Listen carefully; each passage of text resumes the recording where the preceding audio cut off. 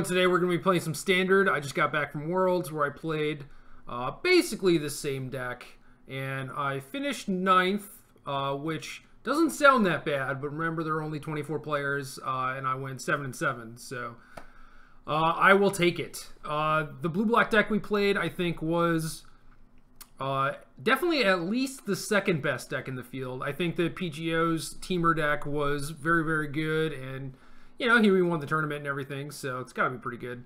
But yeah, this deck is pretty solid, and we expected a lot of green decks, which is basically why we registered this thing. And it is worth noting that this is not a typical control deck where, you know, you have like a bunch of comeback mechanisms and powerful cards.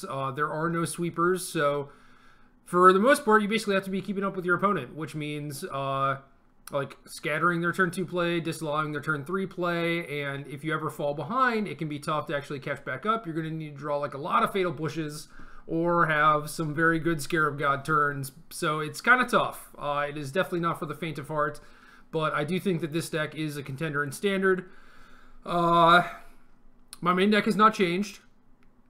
It is the exact same thing that I registered at Worlds. The sideboard is a little bit different, but not by much. So we have some Fatal Pushes, Essence Extractions, and Vraska's Contempts for the removal suite. And I think that this removal package is pretty solid. Fatal Push is quite good against basically any deck with creatures.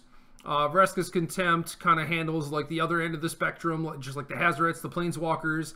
And Essence Extraction is there for burn, but is also solid against Teamer because it kills a lot of their 3-drops and sometimes even their Longtusk Cub if either you're very lucky or you're on the play. So I think the removal that we played is basically, you know, it's what exists, right? Like we could play some Walk the Planks or whatever, but I'm not really into that BB sorcery speed removal spell. So we just, you know, play what we can. We have the full 12 counter spells. No Supreme Wills because the deck is trying to transform Search for Azcanta and potentially play a longer game. So when you are activating Azcanta and like the games are going long, like you really do want the hard counter spell. There is certainly something to be said for Supreme Will being this thing that you can do when your opponent just like passes the turn and gives you something to actually do with your mana, but for the most part, Disallow is just a much stronger card. And we have some card drawing. Realistically, though, like Illumination gets cycled a lot. Glimmer is basically just like the 5th Illumination. And yeah, it all depends on what's happening in the game state. I mean, if you have like the time and the mana to Illumination, or if you're in a really bad spot, I guess, you certainly can hardcast this thing, but a lot of the time it is just going to be cycled to get a card in the graveyard for search. And the finishers are the Scarab God and Torrential Gearhulk. We found the best plan against Mono Red was actually to just jam Scarab God on turn 5. And that would allow you to like attack their Chandras, maybe race a Hazaret, things like that. Sam's plan was a little bit different. He wanted to like max on Gearhulk's post board and just be flashing back life gain cards and basically deal with all of their big threats, which also is a reasonable plan, but one that I don't think is going to work all that often because it asks a lot of you and your deck, and it requires that your draw cooperates and everything, which I think is a much taller order than just jamming Scarab God on 5. But going forward, I expect the mirror to be a little bit more prevalent, and right now, like the main deck doesn't really have anything special to fight that. Like for Worlds, we talked about like maybe playing Ipnu Rivulet in the main deck and just trying to deck them in game 1. Obviously in real life, like that's not a very realistic plan in 50-minute rounds if you're playing live. So the best plan that I found was to like flip search, have search advantage. People are likely going to copy Raptor's list, which had an additional copy of Field of Ruin, so that's a little bit tougher, and he had an additional Torrential Gearhulks, and Gearhulk is one of the better cards in the mirror because it allows you to pick fights on their turn and try and get a little something going. So it is mainly about finding search, transforming it, and then picking a fight on their turn. So My list is a little light for control stuff. I'm not sure really what I'm going to do about that. Playing an additional threat main deck like Gonti would help a lot.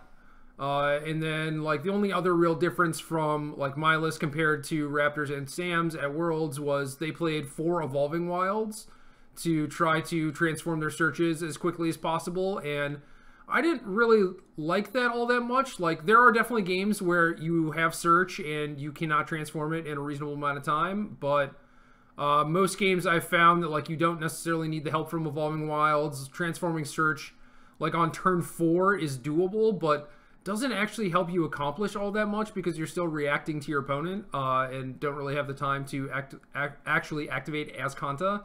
But certainly it transforming into an extra land is going to help you with that. So I basically did not want a bunch of ETB tapped lands, so I only have the 2 Submerged Boneyards. And when you're trying to fix your mana for Disallow and Essence Extraction, having a thing that adds both sources of colors, which Boneyard does, is way more helpful than making you pick and choose between a basic like Evolving Wilds. So I do think that as long as you're going to run Extraction main deck, you probably need some Boneyards. Like, you can certainly risk like having more ETB tap lands, but Raptor did get like supremely punished in the top 4 when his turn 5 land wasn't Evolving Wilds and he couldn't play Scarab God.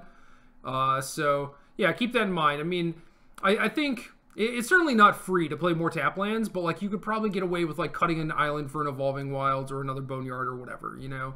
It's just about like me trying to be minimalist and trying to have my lands enter the battlefield untapped.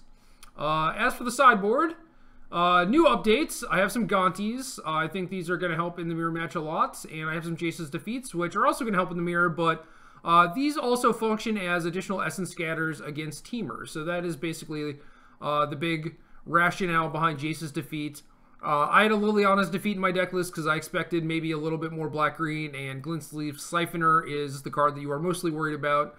But going forward, that probably won't be the case. I expect most of the people that would play green decks will simply copy the PGO Teamer deck. So Jace's Defeat is nice there, and Jace's Defeat is also very nice against a lot of their sideboard cards. Other than that, everything else is basically the same. So yeah, curve counterspell deck, as Chapin puts it. I like that. I like that terminology.